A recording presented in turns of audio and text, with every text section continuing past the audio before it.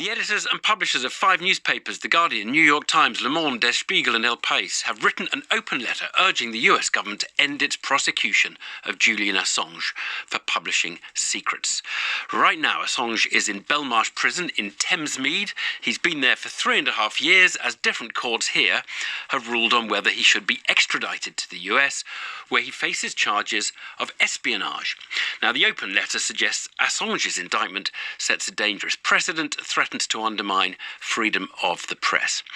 Alan Rusbridger was editor of The Guardian at the time of the leaks for which Julian Assange faces prosecution, but wasn't involved in publishing today's open letter. But he does join us now on PM. Alan, thank you for joining us. Good afternoon. Do you broadly agree with the sentiments of the letter? I completely agree with the letter. It's written by the editors of 5 of the best newspapers on the planet, and I completely agree with every word that they've said today. In a way, if he's prosecuted, shouldn't you be prosecuted? Because you did as much, really, to publicise the leaks as he did. Is that fair? Well, I think it is significant that they haven't gone after any of the publishers. They've tried to pick him off. And I guess that's because they think that there would be much more resistance and solidarity. I think we have to accept that Assange is a complicated figure, and he's not just a journalist. He's also an entrepreneur and an activist and a whistleblower. And so he's difficult to categorize. And I think the authorities would have had a much harder job if they simply tried to pick off a conventional journalistic operation. But that shouldn't make journalists feel complacent about watching the thought of a figure like Assange being sentenced to many, many years in a maximum security prison for essentially being a spy or a terrorist. He's neither of those things. I mean, the letter refers to him facing possible extradition to the US and a sentence of up to 175 years in a maximum security prison. He's not, I think, going to get 175 years, is he? I think the Americans suggested his crime would get about 4 to 6 years, I think, is what I don't know why they put 175. Remembering that Chelsea Manning, who was the original leaker of the material, had her sentence commuted by Obama, one of his final acts before he left the presidency. And I think that sort of suggests that a proportionate view of what happened was that this was not earth-shattering. The sky didn't fall in. There was a 2017 report by the Pentagon that said there were relatively mild consequences in terms of national security. So whether it's 175 years or 10 years, I still think this is grossly disproportionate. He's already spent 3.5 years inside Belmarsh for something that is not, however you want to view it, as I say, espionage or terrorism.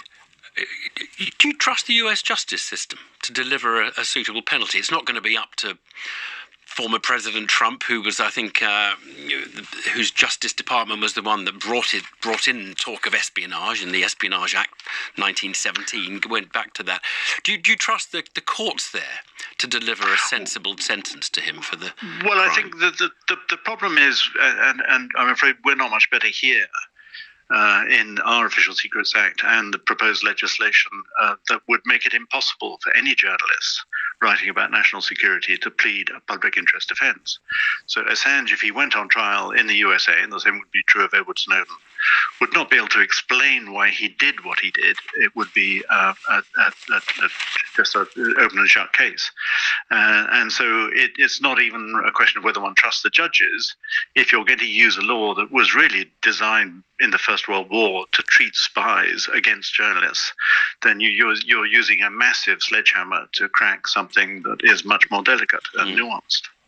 We should say there's a difference between the editors and Julian Assange. And in the letter, they do point out that they, in fact, had publicly criticised him in 2011 when unredacted copies of the diplomatic cables were released, so that the original leaks, the ones that you were involved in, were redacted.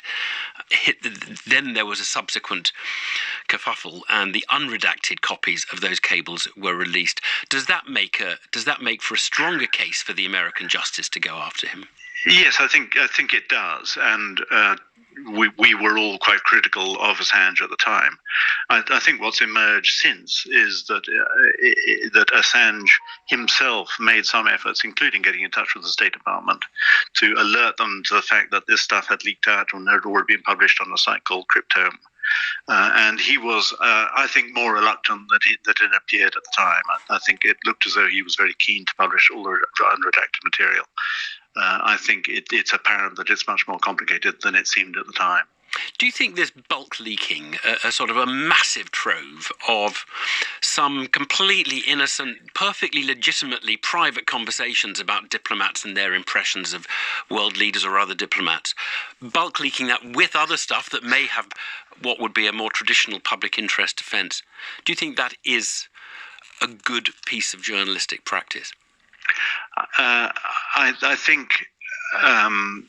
I think the answer is it's not what conventional journalists did. And when we worked with Assange, we went to great efforts to redact the material and publish the material that we thought was in the public interest, and that the same we did with Edward Snowden.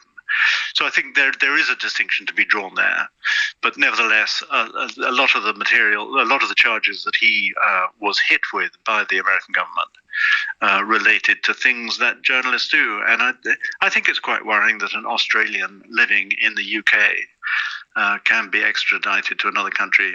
Imagine if it was the other way around, an American publishing in the UK secrets from, I don't know, about the Pakistan nuclear program or the Israeli nuclear program. This sort of extraterritoriality of hiking journalists around the world to spend time in jail for particular national security infringements. Alan Rusbridger, thanks for joining us. 18 minutes